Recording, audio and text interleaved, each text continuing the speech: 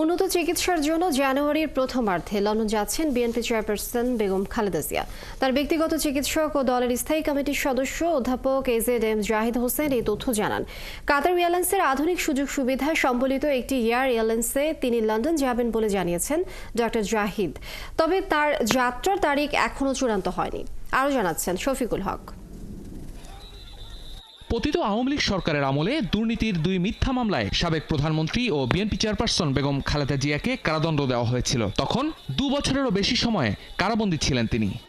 Corona মহামারী চলাকালীন তৎকালীন সরকারের নির্বাহী আদেশে সাজা স্থগিত করে নিজ বাসায় অন্তরীণ থাকার শর্তে তাকে মুক্তি দেওয়া হয়। এরপর থেকে পরিবারের আবেদনের প্রেক্ষিতে 6 মাস পর পর তার সাজা স্থগিত করে মুক্তির মেয়াদ বাড়াচ্ছিল সাবেক সরকার। কালার এক্সপার্ট, জর্জ স্যাপ এবং মাইল্ড অন হ্যান্ডস টেকনোলজি সমৃদ্ধ অরিক্স ক্রিস্টাল ওয়াশ আপনার লন্ড্রি এক্সপার্ট।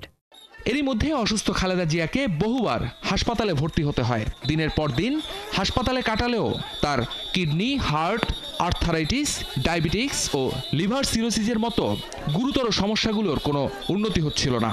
তখন থেকেই দেশি বিদেশি চিকিৎসকরা তাকে বিদেশের উন্নত কোনো হাসপাতালে চিকিৎসার পরামর্শ দিয়ে আসছেন। পরিবারের পক্ষ থেকে বারবার আবেদন করা হলেও তাকে বিদেশে চিকিৎসার অনুমতি দেয়নি স্বৈরাচার সরকার। পরে বিদেশি চিকিৎসকদের তত্ত্বাবধানে দেশেই অস্ত্রোপচার হয় বেগম খালেদা জিয়ার। 79 বছর বয়সী বেগম খালেদা জিয়ার পরিস্থিতি আপাতত কিছুটা স্থিতিশীল থাকলেও তার স্থায়ী সুস্থতার জন্য বিদেশে চিকিৎসার প্রয়োজন ছিল।